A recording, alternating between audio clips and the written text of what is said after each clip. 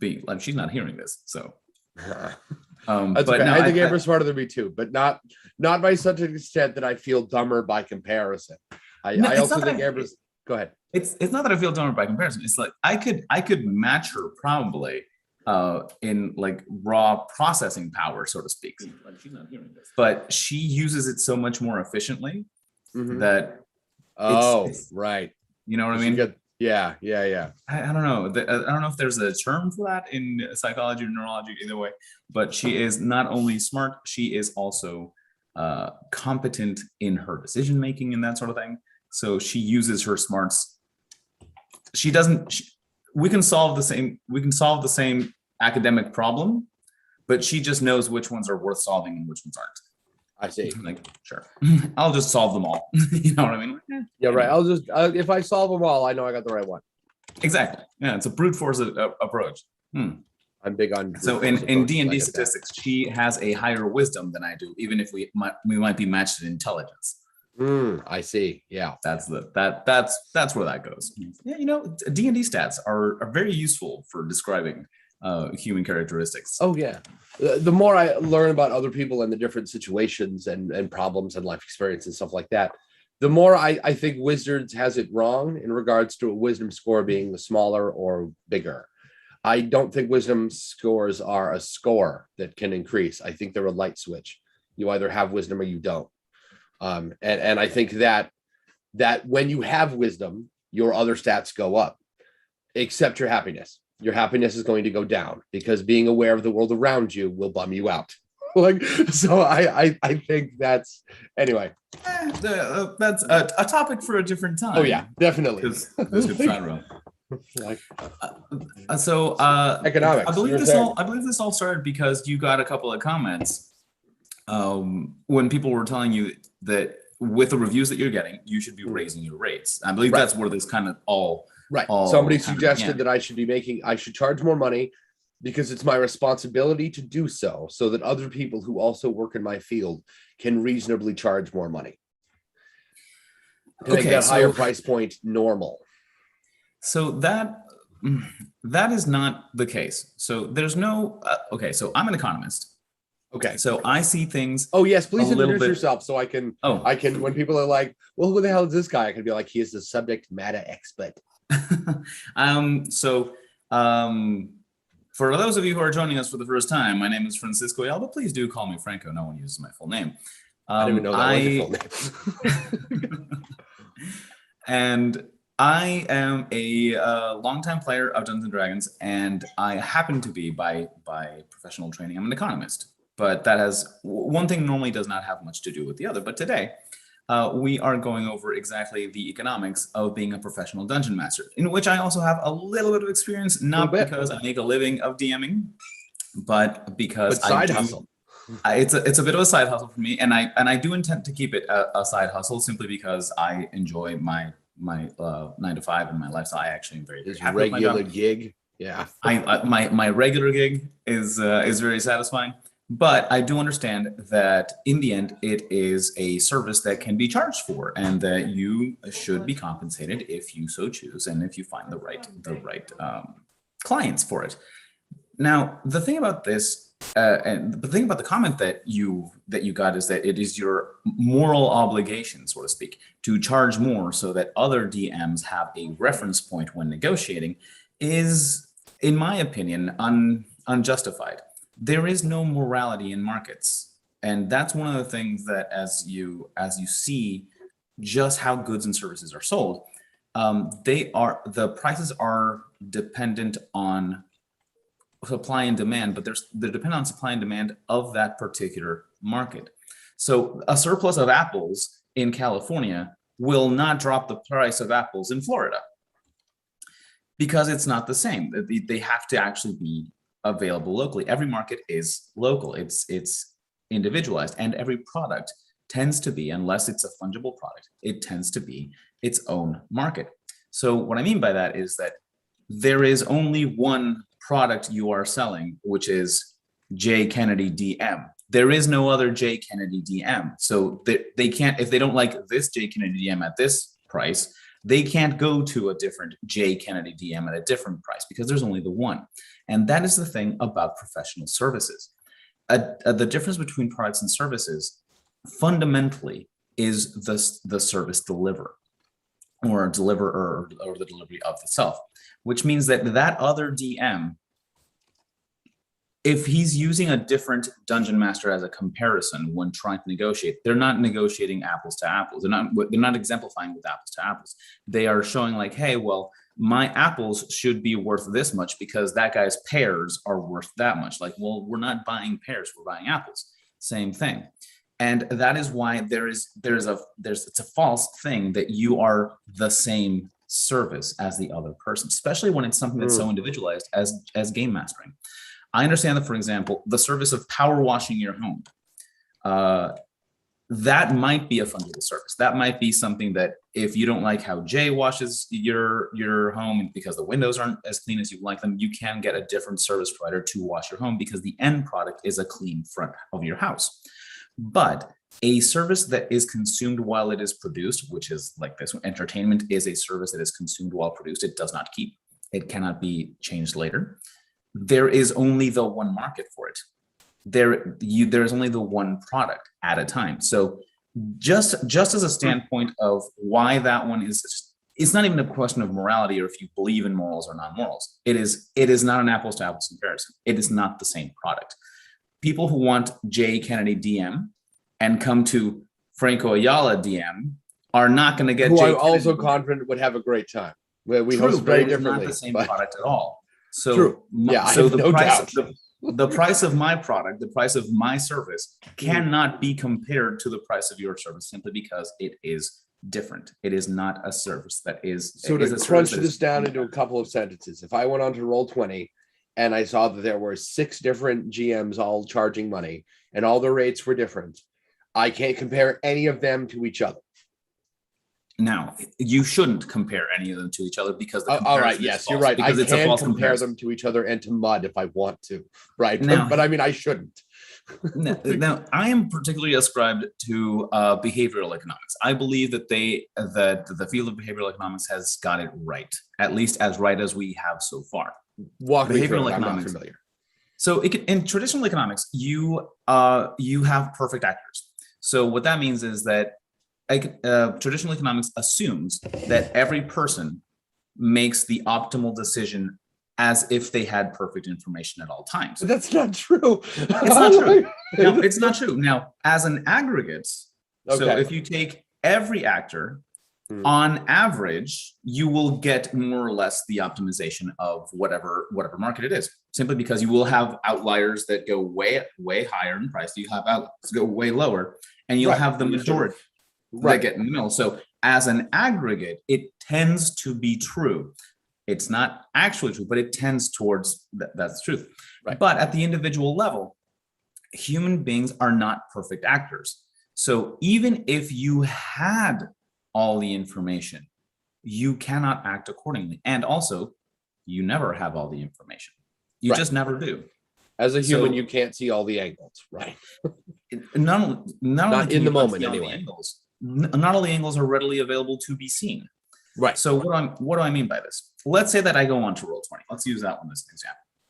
And I see 6 different DMs that I've never played with. I don't know them. They might not, let's say that all of these DMs don't have YouTube channels. They don't have social media or enough social media presence that I know who they are, anything like that. So I have no reference other than their price. Okay. Correct. And let's say that there's no rating system yet. There's no like 5 stars or look. All I know is their name and their price. Which, by the way, but just by the name and price alone, you know more than most markets would tell you. But either way, so in that case, you are comparing the limited information you have. And the problem is that human beings, we are not discerning enough to understand that information that I have is irrelevant to the service I'm going to get. We just assume, and this is again, it's a behavioral thing. It has nothing to do with economics itself. It has more to do with psychology, which is why behavioral economics is so functional. That we assume information and we also assume the utility of that information. So I see where this DM is saying that, hey, if you put this price, people are going to think that, this is the price that everyone should go with, because with the information they have, all they have is a name and a price. Well, I can't charge this much because you're charging this much, and comparatively, it's the same. Comparatively, it seems to be the same service, but the problem is that exactly that it's not. So what this DM has is actually just a marketing problem. He doesn't have a moral dilemma. He doesn't have a markets problem. He has a marketing problem, and that is that he or she, because I actually don't know if it was a she, has not been able. I wish I could remember his name so I could like get him in on this. It was like a year ago. I don't remember. That is. Yeah, he's a nice guy though. We just disagree. True. So the thing about this is that when I want to sell my product, which is my services as DM, I need my potential client to understand what I'm selling. So that's why normally your approach of giving a free first session is a good approach, because it's really not that you're giving them the service for free the first time. It is that you are actually giving them all the information about the service so that they can purchase. Yeah, it's basically a sales pitch that we will also play a little bit. Yeah. Like, so imagine if I want to sell you I don't know, your house. I probably want to see it first and want to walk through it first. Exactly right. What if I don't let you walk through it? Then I don't want to buy your house. Like, I'm going to be, I might end up buying it, but I'm going to be really like, probably not. Because Amber is going to be like, what do you mean we can't see it first? And we're not going to buy. That's right. And it's the same thing with anything that is a service that is not going to be saved. So we were discussing, for example, your movie collection, which you can watch that movie over and over and over and over. So it's fine, because also you can sell that movie later. Like, you know what? I bought it. I did not enjoy it. It's just taking up space in my DVD collection. Let's get rid of it. You can't do that with a consumable service. Right. You can't sell that 2-hour session you had with Jay Kennedy because you didn't enjoy it. Right. So that means you're stuck with it. Right. You're stuck. It happened. You can't go back. So the fact that you know what you're going to get beforehand helps you decide if it's worth paying for or not. I don't know if this factors into the economic model as a whole, but I also get told constantly that the way I do things is unusual. And I feel like that's extra important. Like, I have a one-shot planned for a bunch of cool ladies on Twitter, right? And we had our session 0 the other day, and they were like, whoa, what are we doing? I said, I don't know yet. They went, what? I mean, you've been working on this for a week? No, I've been, are you kidding? This is session 0. This is the part where we build the world together. You tell me what we're going to do. And they all went, like, their brains turned off for a second. They were like, I mean, that's awesome, but that's never happened before. And we're not prepared for this. I said, you are, trust me. And we went through the list of questions, and they were like, when we're done, we had a world to play in. It took like an hour. They were like, how do we get from there to here? Well, because it's not that hard. If you create a world, sounds incredibly intimidating. But if you break it down into just like 20 questions, there's really 20 on the list. There you go. You're done. Just start with one little piece and spiral out. It's not an exhaustive Forgotten Realms tome or anything, right? But it's enough to play in, and it's personal. And these are players who've been playing for years, right?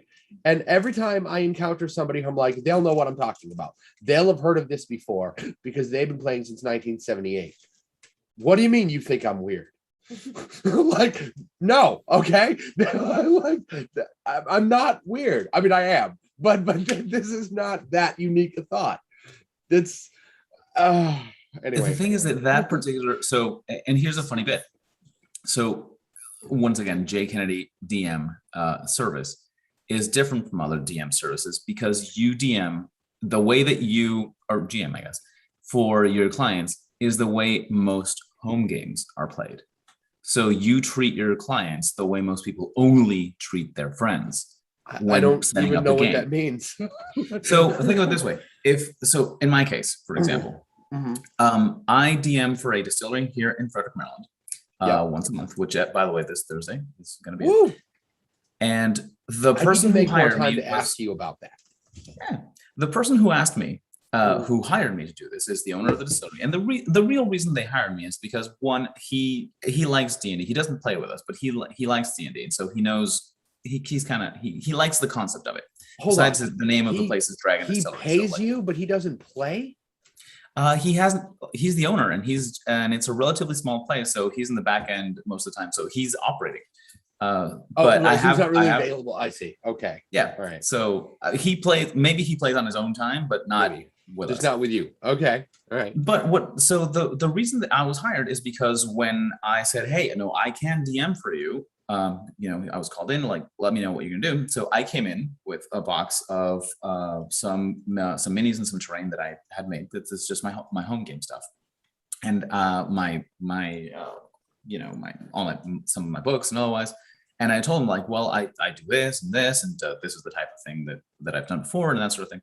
And so the reason I got the gig is because I already had everything set up, and so he could market it as, you don't need anything, just show up with a pencil and some dice and you can play, which is something that's good for a distillery, which all you want to do is get people through the door, and you don't want the clients to have to do the work. You're putting on a show for them, and I just happen to be the showman of that afternoon. Yeah, I bet you are. Like, so Sure. outside of this, I know Franco outside of this conversation, and I've seen some of his like homemade magic items and binders and stuff. And showman is the word. Like, Yeah. he's got some cool stuff. I don't do a lot of, for those of you who don't know me, I don't do a lot of prep. I don't have a lot of minis. I don't have a lot of dice. I actually got rid of a bunch of dice. I know, weird.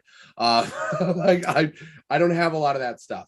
Somebody asked me the other day, well, my GM screen, like if I'm going someplace, if I'm traveling, what am I bringing? 2 pencils, 2 decks of cards, 2 sets of dice, a stack of index cards, and my GM screen, which is a CD case, like the old-fashioned jewel kind, that I wrapped in black duct tape, so it hinges open. That's it. Like, I don't have anything else. That said, and I like it that way. That said, I am a tiny bit jealous of Franco's capacity to go like this and make magic shit. Like, so. Magic, as in illusions and stage illusions, are a hobby of mine. Yeah, for sure. Yeah, and right. I definitely literally magic shit, right? Well, not magic shit. Although I bet you No, I get it. I bet he has a think, golden turd in the corner encrusted with gems, right? It's good for when you're role playing and that someone comes into a magic shop and the owner is fiddling with a floating ring. It's good stuff. It's good stuff. But here's the point. Economics, right?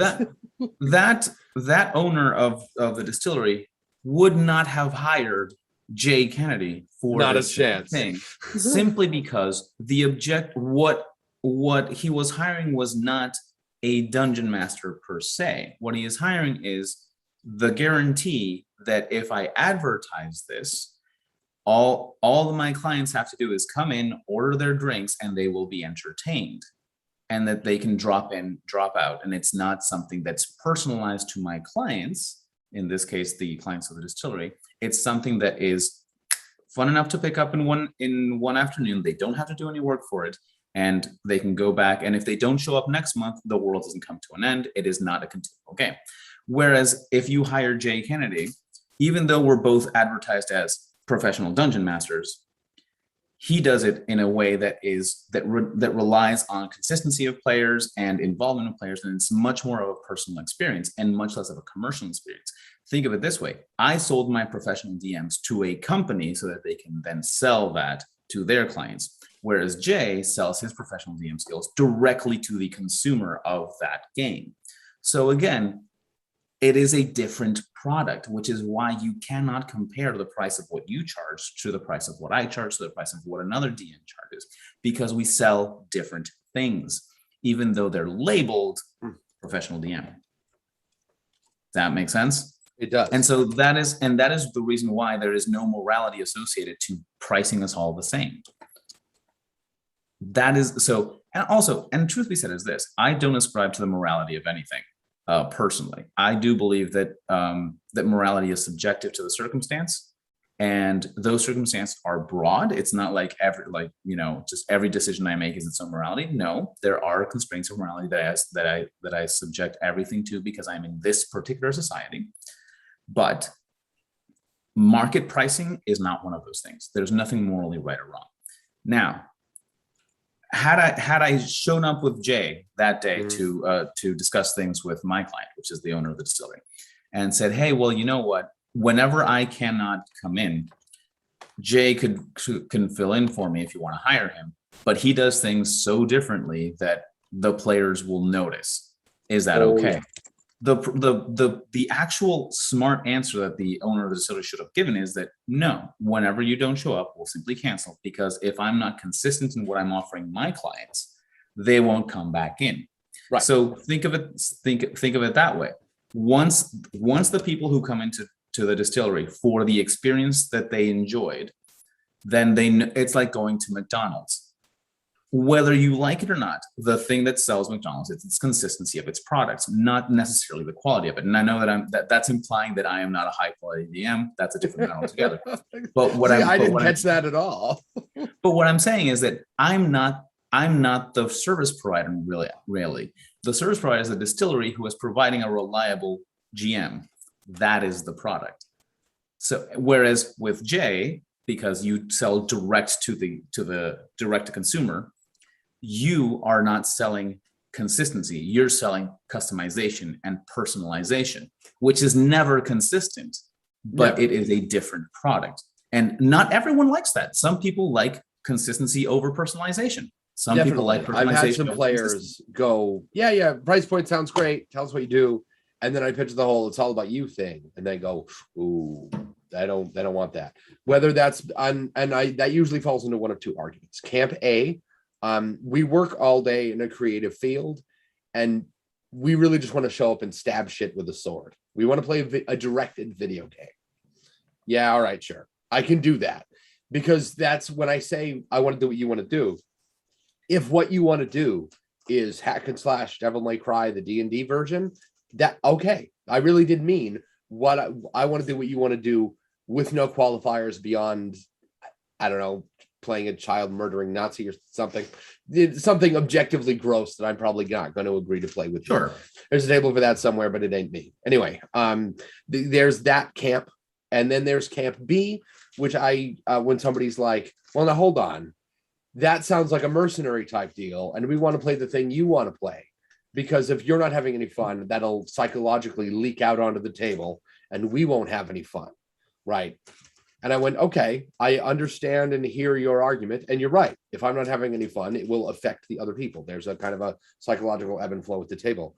But the only thing that I require to be having fun is the belief that you are having fun, because it's purely symbiotic for me.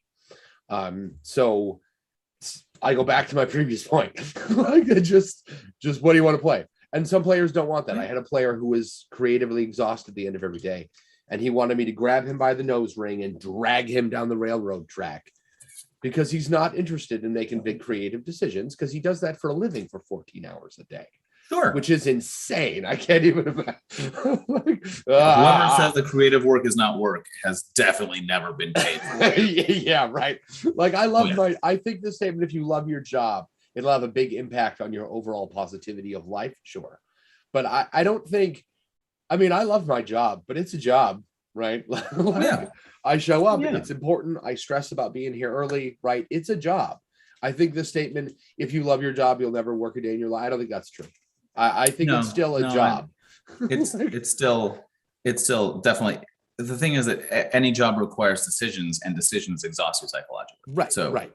And whereas if you have to decide nothing, which is exactly what this client wanted, I want to what he was really telling you is that I don't want to make decisions. Exactly. Right. I have Because a group like that now. We play Dungeon of the Mad Mage almost right out of the book. Right. Mhm. So like when I'm like, hey, what are you doing? There's a monster. He goes, I'm doing what I'm always doing. I'm taking my bow and shooting the thing twice. Like he's got a dog, you know, he plays a ranger, and he's got like he's not not an animal companion, but I don't remember. Anyway, Some sort of Bones is a mastiff, cool probably. dog. Right. Yeah. Mastiff. And I go, what's Bones doing? And he goes, the same thing he always does. Bones does bite. Right. And I can tell you what Rohan's going to do every single time he encounters a combat situation. All of them. And he's having a great time, because for him, that's what he wants to do. Show up, you know, nurse a beer while we play, and just sort of go, yeah, I shoot the thing. Like, And you know what? Here's the thing. I'm not sure I could do that simply because since I don't do this full time, I might not have the time to prepare the module as it stands and go deep into it the way you could, because you can do that. So if someone hires me, even though I might get away with charging a higher premium than you do, that doesn't mean they're going to get the product the way you're going to get. So again, and that actually leads to something super important is, well, pricing your services as a professional DM or as any service provider, actually. But well, how do you freaking determine what price? If it's not a mold, yeah, that's a great question. Because we don't have to agree on the price of DMing. Right. I think we've established that. Right. You can price yourself however you want to. I can price myself however I want to. Well, then how do we price ourselves? Like where does that? Is this the part where I say how I came up with it? I could do that. Would that help? Yeah. Actually, I believe that your example is a lot more insightful than my technical one, and then I'll see if I can do the technical breakdown. Okay, sure. So once upon a time, a friend of mine, we had a one shot together, and she's in tabletop design, right? Our whole family. I guess I'll name drop. I guess I played a table with the Pondsmiths, the people who make the Witcher tabletop game and the Cyberpunk one, and like a pile of shit, and it's all great. And one of the kids in the family was like, "Wow, you're really good. You charge for this?" And I said, "No." And she said, "Why the hell not?" And I went, because I'm not really sure how to start." And she said, "Well, here's how you start." And she sort of pushed me into it, and she's really wonderful. So I came up with, she told me what I'm going to tell you. She said, figure out how much money you want to make a month, then figure out how many hours a month you're willing to spend, to give up to make that happen. There you go. There's your hourly rate. Done. I had one more level. You know what? How much I wanted to make a month was not dependent on how much I wanted to buy or spend or whatever. How much I wanted to make a month was dependent on how much money my wife makes, because I want to be her fiscal equal. Fair enough. I don't care to make more money, but I do care to make the same amount of money. If I happen to make more, great. But my manhood isn't attached to that or anything stupid like that. I just want to make the same amount she does. So at the time, I figured out how much that was and started charging an hourly rate based on that. Recently, my wife got a new job, so my rate changed. like that's it. So can we agree then that there comes a point in which prices have a touch of arbitrariness to them? Of course. Oh my God, absolutely. Because the product might not have fundamentally changed. You're still giving your clients the same thing. Exactly what they pay for, exactly what they agreed to pay for. Right. Now they're just paying more for it. I suppose I should offer up two qualifiers there.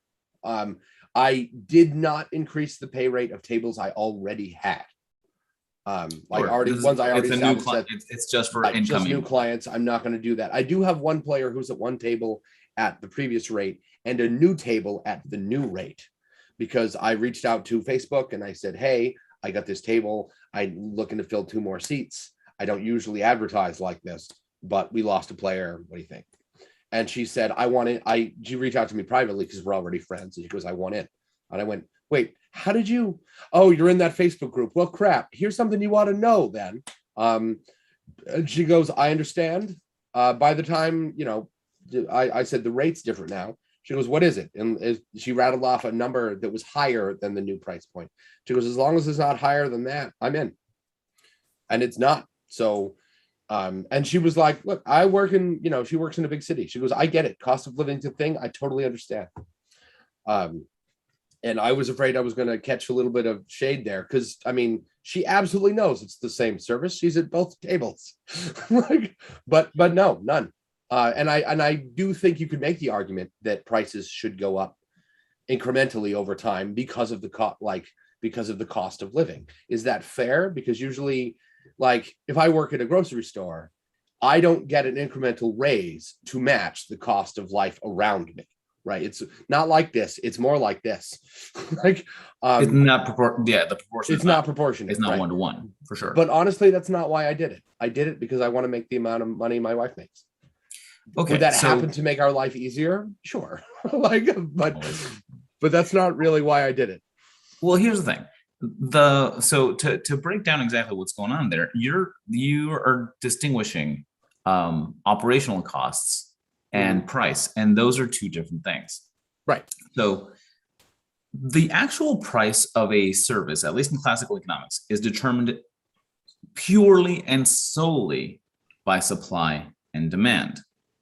You'll notice that that has nothing to do with how much it costs the producer of the good or service to produce the good or service. Because even if it costs you $10,000 to put on a 1 hour DM session, the price for that DM session is not going to match your cost. You're going to lose out, which means you're not going to do it. Right. So there's a difference between cost of operation and the price. The price is solely 100% just supply and demand. However, that price must exceed the operational cost. Otherwise, the producer will not produce it simply because they're losing. That's it.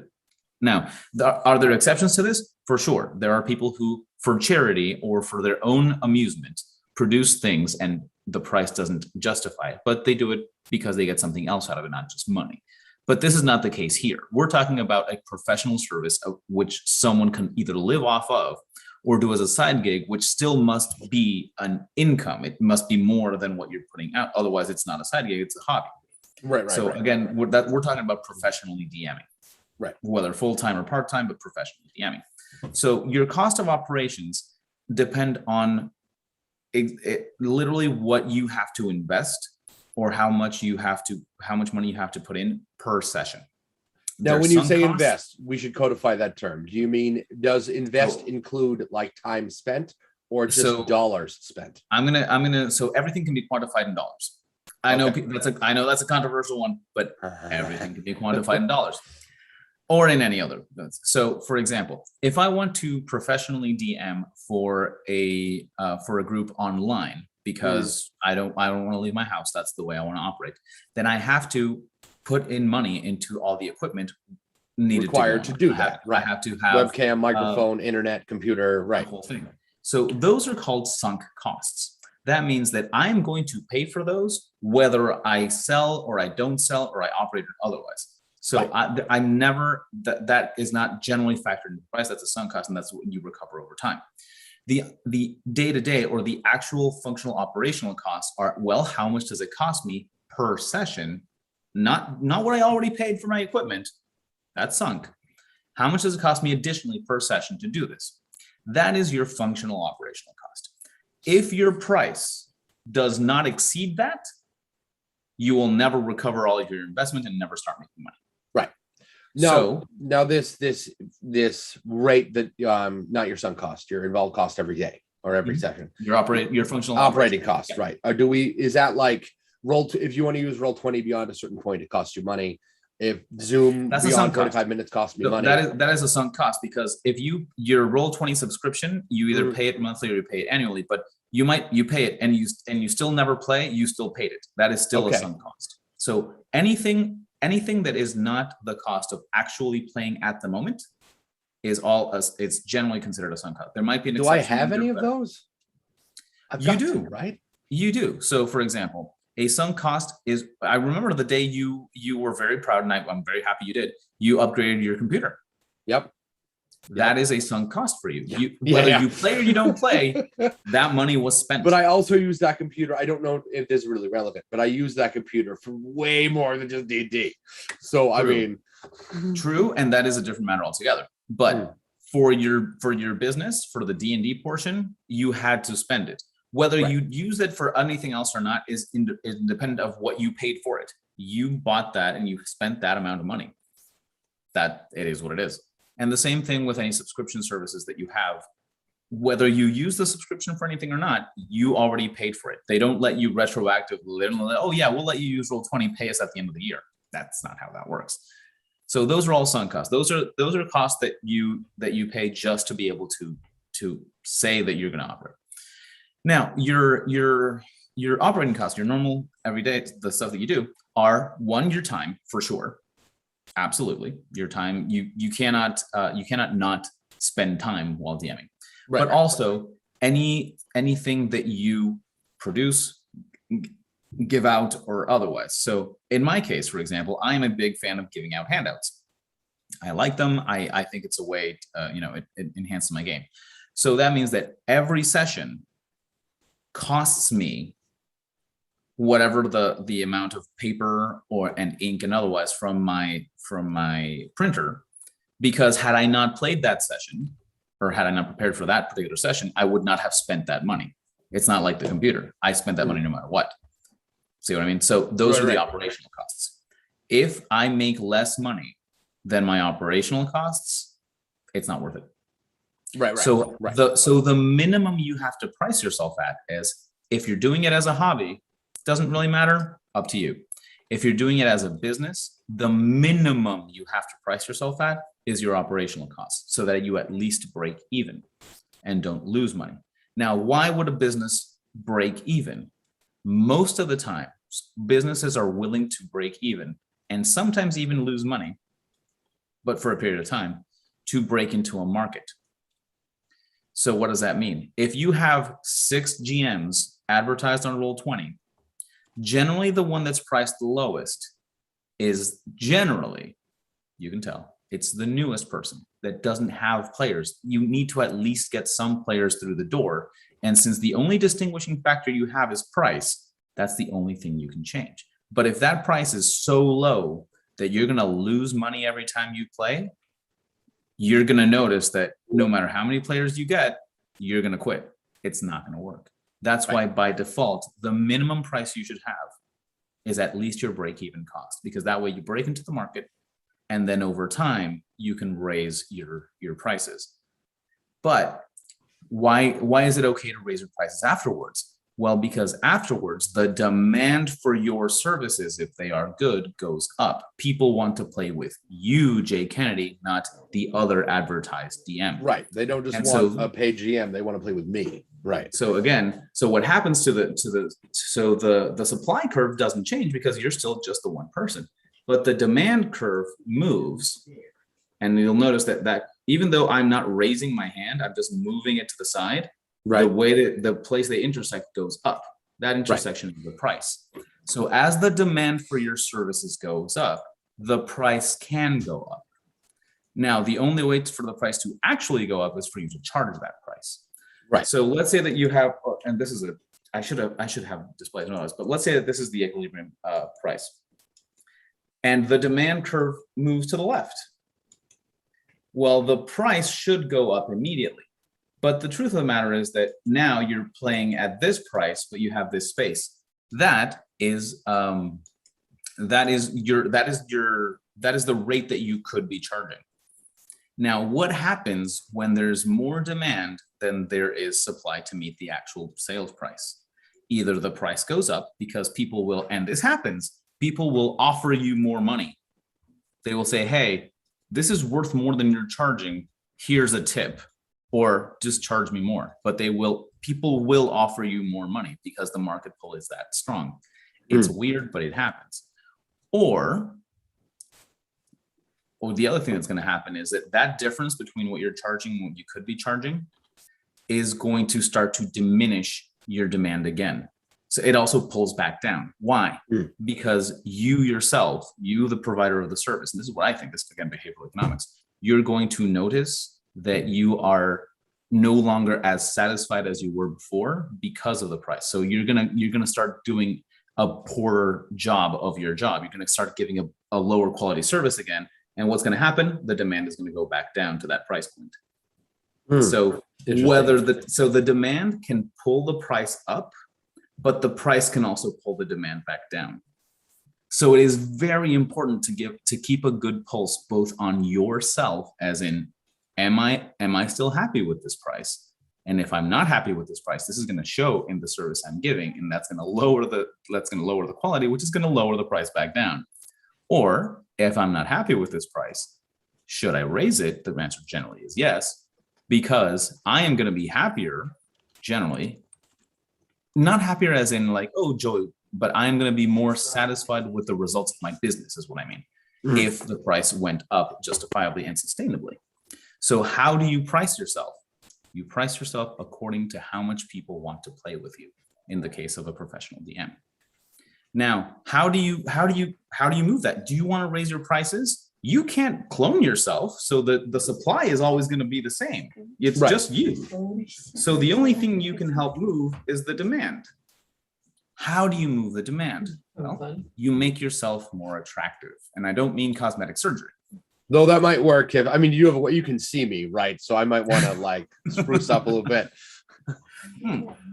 But for example, let's say that you are running through Facebook and you see a advertisement, and this was a real advertisement, like, hey, you can win a session with Joe Manganiello Fancy. if you donate to this particular cause.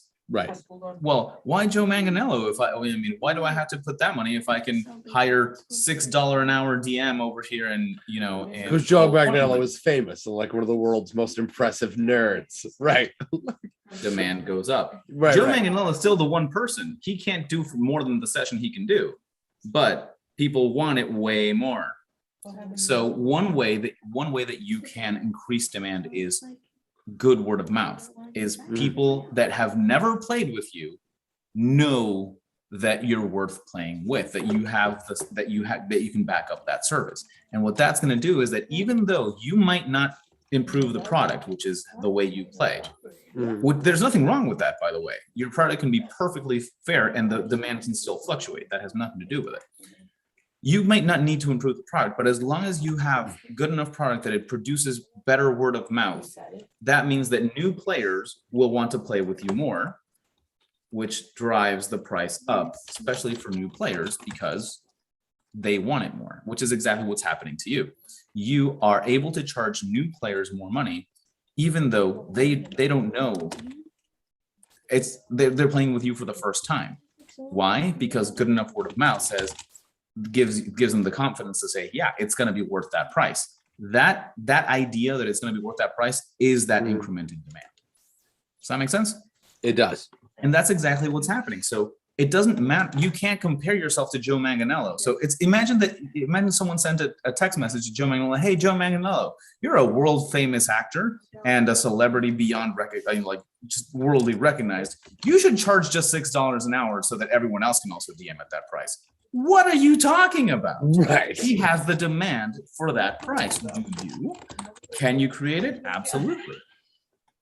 But that's why, and again, that's why, even though you are selling professional DM services, and Joe Manganiello might also be selling professional DM services, you're not going to price yourself the same because the demand for his services is so much greater than the demand for mine. See what I mean? So that's it. It's the same thing. That's why, and that is another reason why there's no morality to pricing, because it has nothing to do with screwing over the other service provider. It has everything to do with how much people want to do something, and that's the demand. So again, that's how mechanically it works. So if we're working in D&D land, that's what the rules say. But what does that look like in real life? What's the RP version of this economic thing? Well, the RP version is in part what we're doing here. What we're doing here is we are allowing, if anyone ever wants to see this, to get to know you before they play. It is part of like, hey, you know what? I don't know how good of a GM he is, but Jay Kennedy clearly is making a living off this. So he must be good enough that it's worth the prices that he's charging. Otherwise, people wouldn't continue to play him. But not only that, he is also this type of person. And I might get a personal satisfaction for not only playing a good quality game, but for doing it for someone that I like. And liking the service provider is one of the most influential factors in being willing to pay more for that service. The pizza at my local pizza shop might be no better than pizza at Domino's, but I like the guy behind the counter that I can go up to and talk to him for a little while and otherwise. So I actually am willing to pay a higher price for the pizza just because I like the person. And I get that. How do you get people to either like you or dislike you? Let them know you. That's it. Right. Because some people will dislike you for it. Some people will see this video and say, I don't like it. But those people weren't going to. And that's okay. Anyway. I'm not that wounded by it. I mean, I'm sad, but I'll get over it. But those people weren't going to play with you anyway. Or if they were going to play with you, since you were going to give them their first session for free, they were going to know that and they were going to say, you know what? It's just not going to work out. Right. So and it's happened. I've had players go, you're kind of, more flexible than we want. We want, one of my best friends does not deal well with what a friend of mine calls the infinite tactics. I actually think he uses the word tactics. I don't like the way he uses the word tactics, but what he means is in a video game, you have a limited number, even in the most complicated video game, you have a limited number of choices. And in D&D, you don't. And that kind of horizontal infinity, right? One of my best friends does not want that. If I hand him a sheet of paper, a blank sheet of paper, and say I'll be back in a week, write the pitch for the next great American novel. When I come back in a week, it will be crumpled up in frustration in the garbage can. But if I had handed him that sheet of paper with a writing prompt at the top of it and said, finish this in a week, when I come back, it'll be done.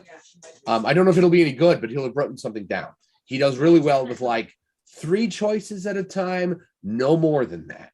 Tactical Infinity, hard pass. Choose your own adventure book, yes, right. So some players do much better with choices, just only a couple at a time.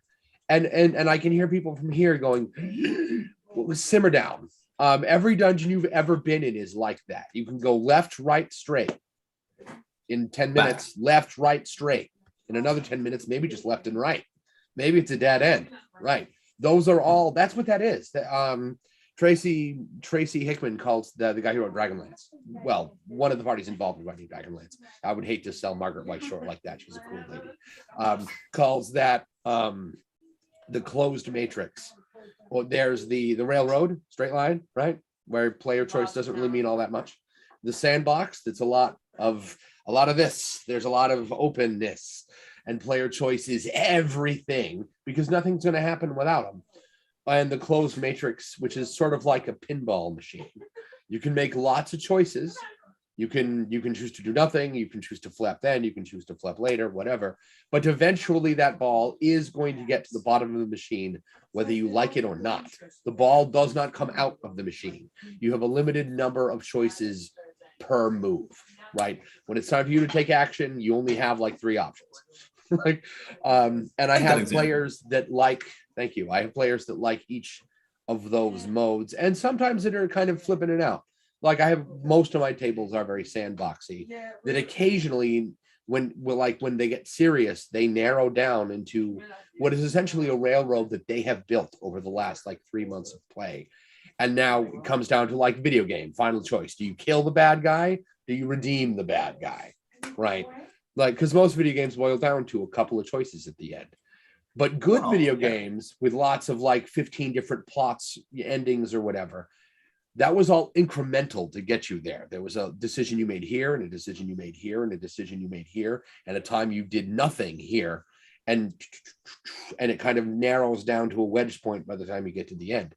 And that was still the game giving you limited choices. They just did it a lot more subtly than yes, no buttons on the screen or something. Sure. No, but now to your credit, might I say, you have the you literally have the flexibility to play railroad games if they want them. Yeah. Or to do sandboxy games if they want them.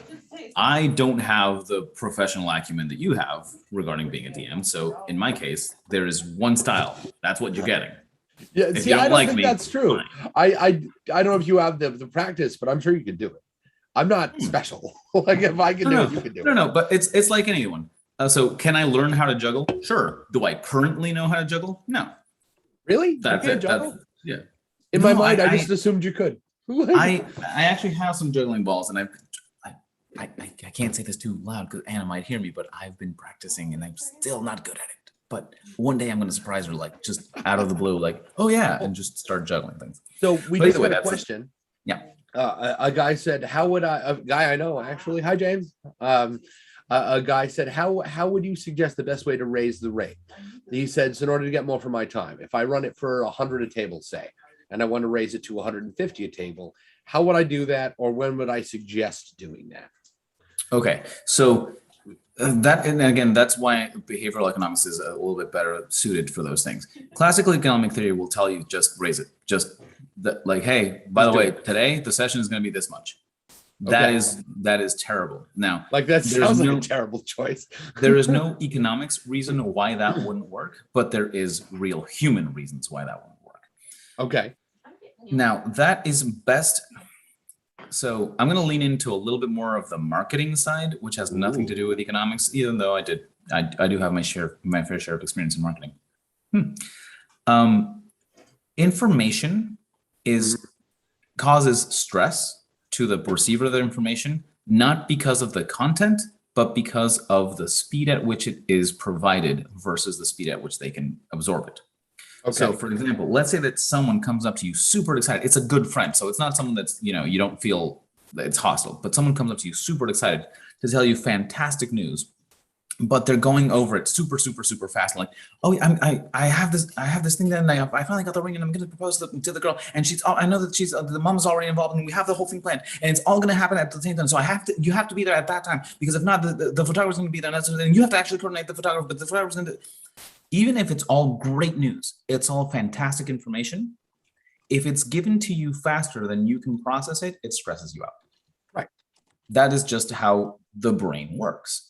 Right. So imagine now that it is something that the information is perceived negatively. Well, if you give it to them faster than they can process it, not only will it be a negative piece of information, it will also stress them out. So generally, price hikes for a service are advertised in advance, which is that, hey, let's say that in October, you announce the prices for next year. Okay. That is a classic service approach for it. Good to know. Why? Because that means that people can still enjoy the service from here till the end of whatever time arbitrarily you chose. I chose a year, but you can choose. Right. But they know ahead of time, this is the price for next year if you want to continue. And that's, for example, how Netflix does it. Netflix has raised their prices as time has gone by, but they don't spring it on you the day they raise the price. Right. They tell you in advance, starting this day, the price is going to go up. So feel free to cancel if you want to, or if you continue, know that this is the new price. That's really That interesting. is the way to do it. Now, My the whole life, actual I thought wording, we were doing up to you. that to be polite. And I suppose one can interpret it as a polite thing to do. Mhm. But what you're saying is that's actually from a business end, that's not why you're doing it. You're doing it to give the brain lag time to catch up. That is correct. That is 100% correct. So Huh. if you've ever been in an emergency service, I happen to be an EMT. I know that this sounds like an Because Franco does advertisement. everything. He's No, I a don't. he's a juggler. He's a magician. He's a martial artist. See the trophies on the back wall. Two of those That's are right. second place, though. Boo! Like, look at the face. You had to say it out loud, didn't you? He works in a distillery only because I know it bothers you, and it shouldn't. Second place is good. I mean, how many people competed? 6, 20? Well, for the open hand form, second place is good. For the sparring, it was just two of us. So that just means that we sparred once and I lost. Ooh, Yeah, that was bad. But I hadn't trained for 18 months. See, that's fine. You took. So what you're saying is you actually took last place after being out, but 18 months, that's a lot of rust. Like, that is a lot of rust. That's fine. Anyway, Now, Franco does it all. But back to it. So if you've ever been in an emergency situation, most people panic because it is a lot of new information about a circumstance they've never been in all at once. I've never been in a car crash before. I don't know what happens here. This person is screaming. The car had that. So it's a lot of information to absorb really quickly if it's all new to you. Whereas an EMT shows up and none of that information is new. So the time it takes to process is a lot shorter. It's not that the EMT is, more stoic or has nerves of steel. No, it's that the information is not new. We've been through this scenario before. Is this the same phenomenon that you could apply this concept to really any job then? One that you have practice and experience with. Like I used to work in a deli, and day one, they got this little screen, right? The scale has a screen in the front, and it's touchscreen, and there's a bunch of tiles in there. And there's like 600 food items because I'm an idiot and I had to ask, right? My boss was like, you blah, blah. It was 600, 700, something. It was a lot. There's like 200 different kinds of cheese. I'm never gonna memorize where all these are. And it's not like ham, turkey. I mean, there's a lot of that, but there's also like an other button and a specialty button. And some of those have meats and cheeses in them at the same time. And I was like, I'm never gonna know where all this, it's never gonna happen. And one day I did. And I can't tell you which day it was, but one day it was not a stressful job because of the stuff anymore. Now it was a stressful job because of like my coworkers or because that particular customer was a pain in the ass. But I was competent at the job, and I can't really tell you when that happened. It just did. I mean, I don't think that we've gotten to a place where you can put cables onto someone's head yet and give it to that fine tuning. One day we might, but I don't know exactly when that happened. So but you're saying that's what that is that's that just built up familiarity. And again, familiarity with information means you don't take as long to process it. So the processing speed for that information, they can give it to you quicker, and it's not going to stress you out because you can also process it quicker than before. Right. So that's the thing. So that the psychological aversion to processing is the same psychological aversion you have to decision making, because literally that is what processing information is deciding what to do with that information. Right. But if you already decided it beforehand, then you're not wasting any of your mental power and it doesn't stress you out. That is why the actual wording changes per style. Everyone has a different style for it, and there are marketing experts that you could call in that's a little bit beyond my expertise in marketing that can tell you what wording is best. What I can tell you is that no matter what wording you use, timing is there's the part that is going to be the higher indicator of success for you being able to raise your prices and not losing your clientele. Don't spring it on them, tell them in advance. Right. How you tell them, different manner. Right. I did not tell like that player that I have at 2 tables at 2 different price points. I didn't tell her that after she said yes. Absolutely not. She goes, "Hey, I went in." I said, "Okay, awesome. Here's something you should know." Like immediately, it was, "Hey, thanks for saying yes." Right. Thanks for reaching out. Because not only is that professionally a good idea to open with something positive, but I like her. Right. She's really cool. And then I immediately followed up with you relevant information about the job. Is she a great player? Yes. Would I have lunch with her anytime? Like, do I consider her a friend? Absolutely. I'm really happy to say that I consider all of my players my friends. We're actually low-key planning a trip across the country to meet most of them in person. Like some of them, that's not going to be possible. I have a player in Lithuania. That's not happening. Sorry, buddy. But you really have to raise those prices. Oh my God. Right. He is so cool. I'm so bummed I'm not going to get to meet him in person. It's probably never going to happen. Maybe, but I don't think so. Lithuania is way over there. I don't think you so. Never know. They might visit the States one day. Maybe. Yeah. So I started with, "Hey, thanks," and then immediately followed up with the relevant fiscal information, because you don't want to, I want to get that on the table immediately. And if they say no, even if they say yes, we move through it into the next thing. If they say no, conversation's over. In either case, I am wasting my time and their time less than I might otherwise be.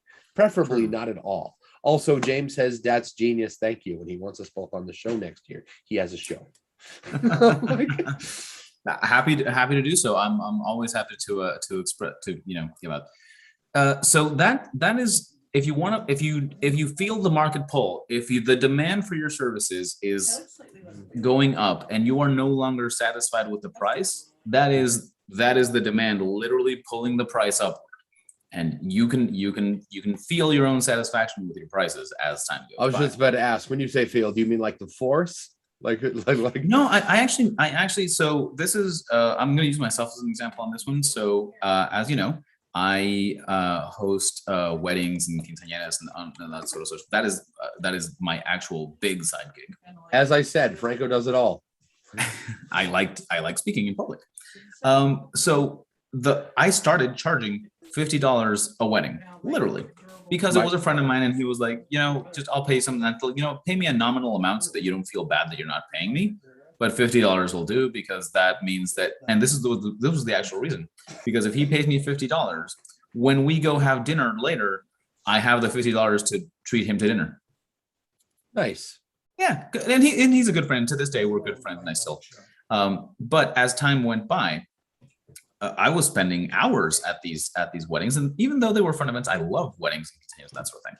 There came a point in which this is just not worth my time. Now that Anna's here, I could be spending the afternoon with her, and I'm not even bringing enough money back home to say I'm gonna treat my wife to a nice dinner later to make up for the time that we didn't spend together.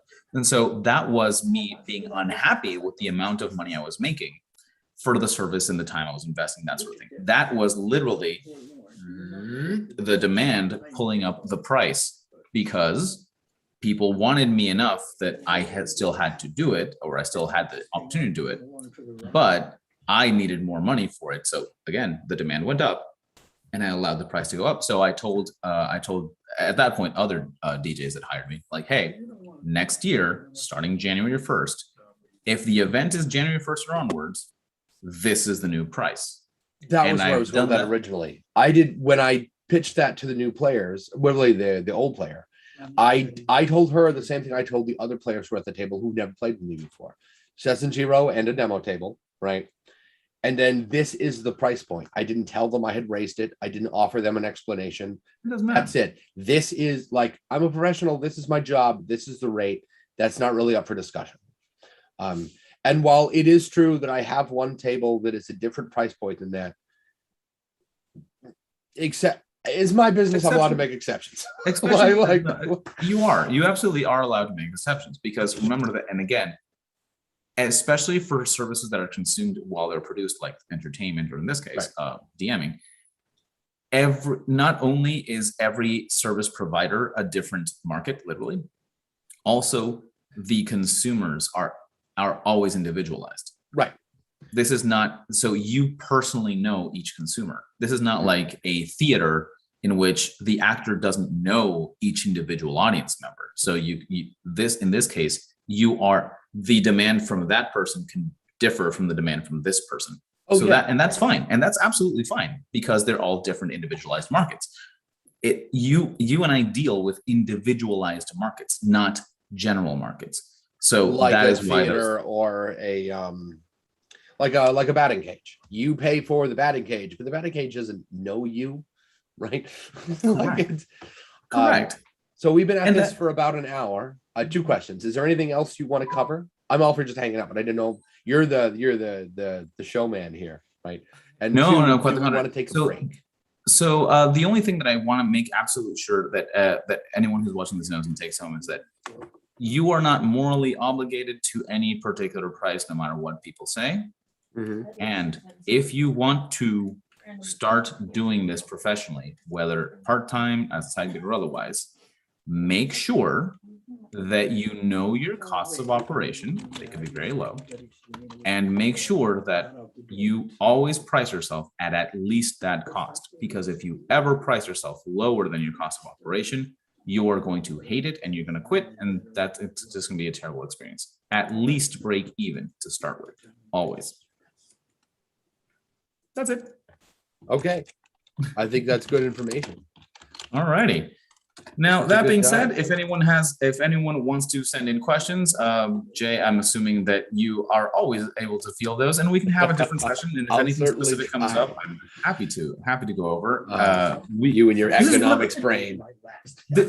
I gotta tell you, this is one of the times that we've sidetracked the least, and it's mostly because you were kind enough to let me speak most of the time. Yeah, because this is not something I really understand. Like, it's weird. On the one hand, I totally understand. I understand everything you said, and from like a cold financial capitalistic brain point, understand why they are the way they are. Like, I get it, but I approach my job and really my whole life from a moral and emotional and humanitarian point of view.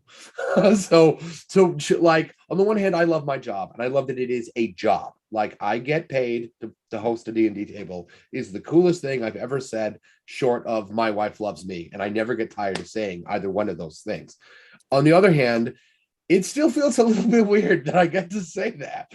And I've been doing this for like a year, and it still feels a little bit weird to say that.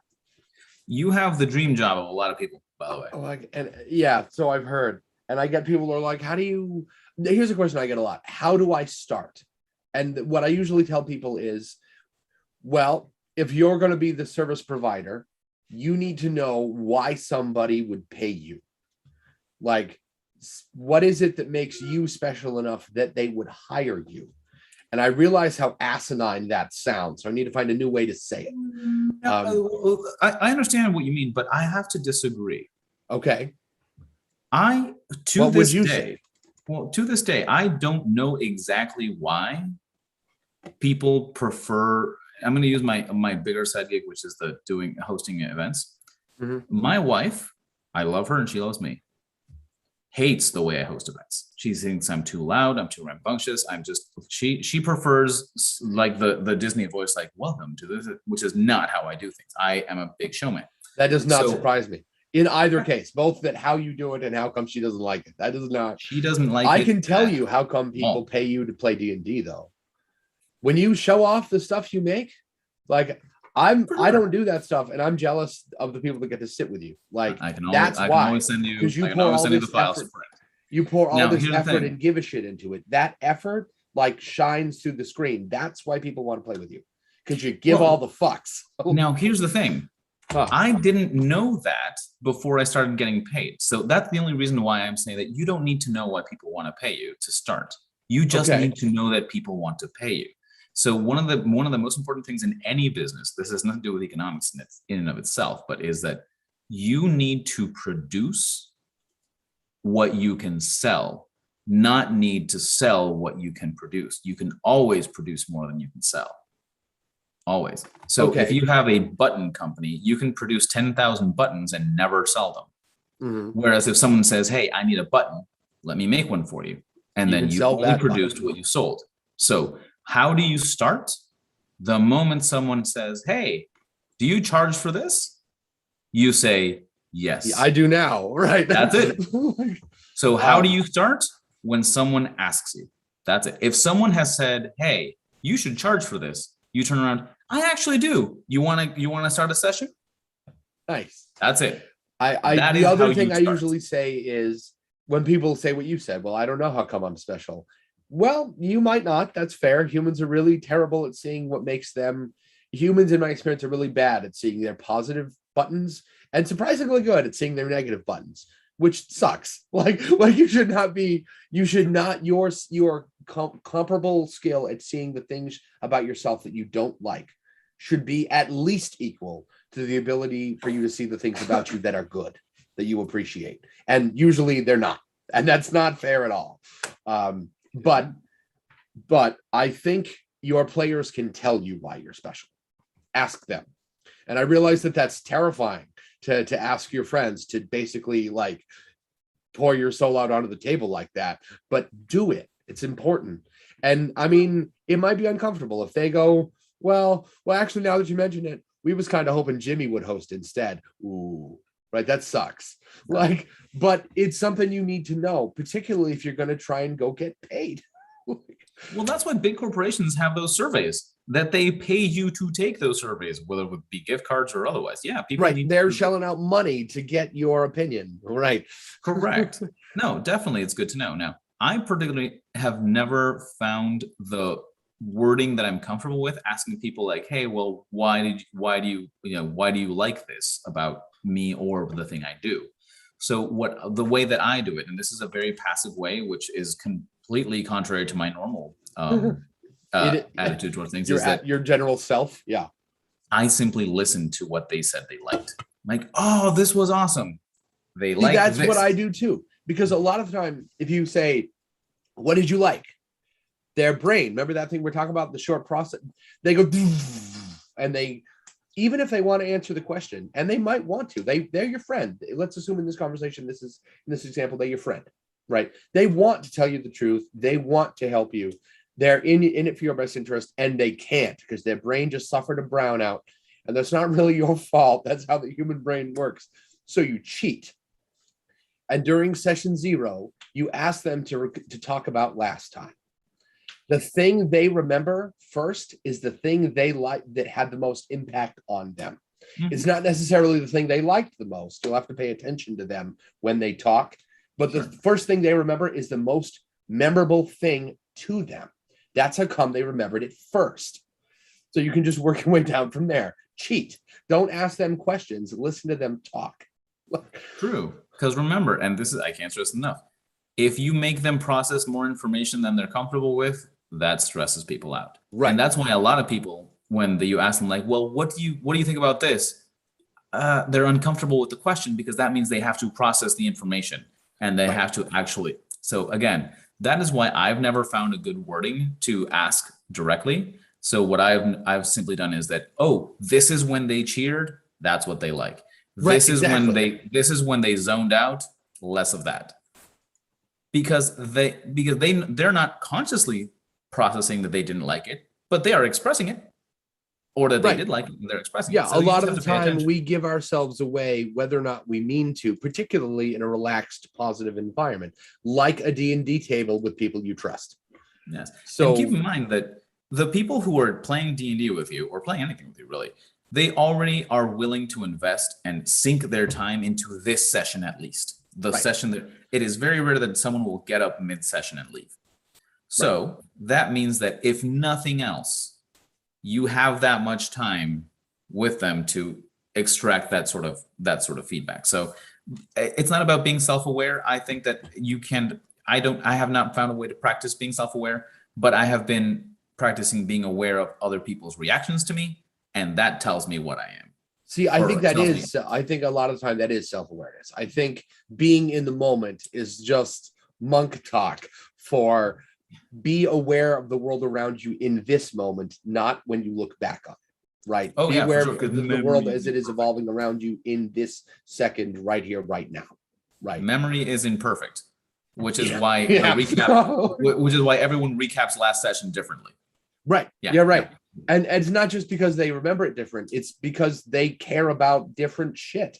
I like Rohan's character. If I ask, so I asked the table to recap what happened last time. I say the same thing every time. Who wants to talk about what happened last time? And inevitably, there'll be a couple seconds of awkward dead air. And I'm going to shut up and let that happen. And then somebody's going to squeak up. And then somebody else is going to squeak up. And next thing you know, everybody has said something. And if somebody didn't say anything, I say, do you remember anything? And like I say that very deliberately. So there's no like shade or edge or pressure or anything. Sure. And if they say yes, great.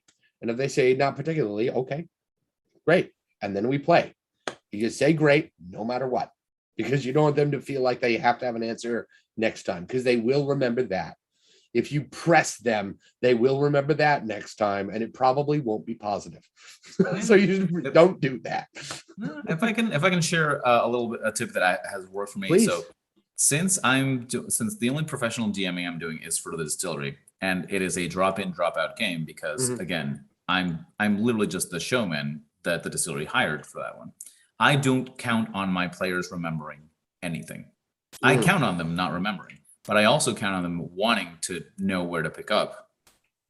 So I generally recap like, well, and I like I took this from Matt Colville because I just like the phrase like when last we left our heroes, and so that's just I like the phrase like it works, it makes me happy, so like I'm gonna put it out there until Nice. someone complains. Meanwhile, So at the well Hall when of Justice.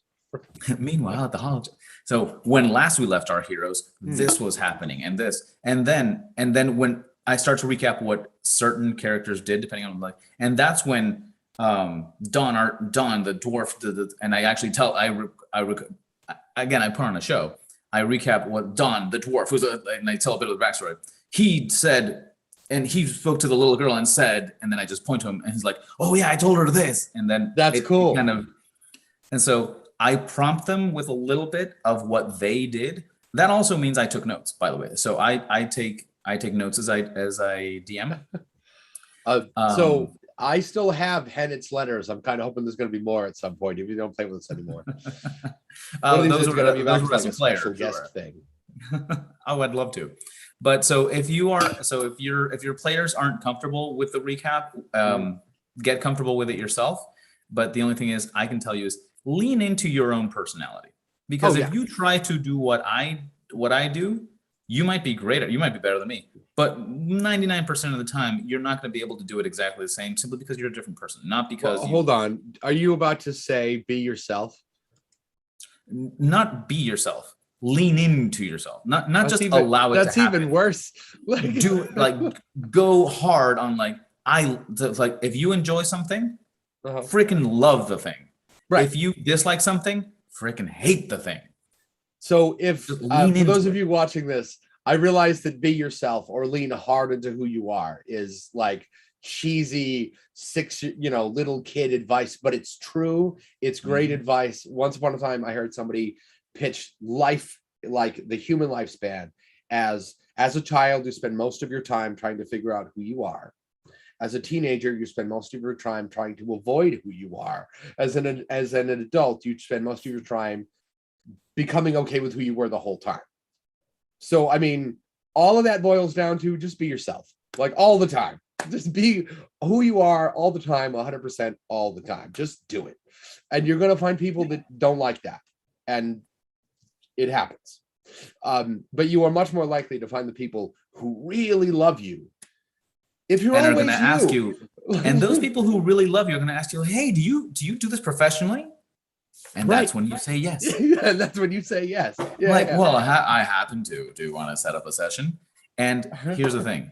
You can prep a session for, if it's the first time ever you're doing this professionally, it is no different than prepping your first session for your friends. So don't be intimidated. It's like, oh yeah, let me prep a session for you guys. Boom, you're off to the races, and now you're a professional DM. Bam. Right. So this was a good time. It was. So It was we'll do it this was again a very sometime, and I'll gather up questions after the fact and that kind of thing. And fantastic. I'll have to get you. James is going to get me links because he wants us on the show. I've seen the show. James is a nice guy. Anyway, talk soon. Have a great night. Thanks so much for this. Thanks for having me. Have a good one. You bet.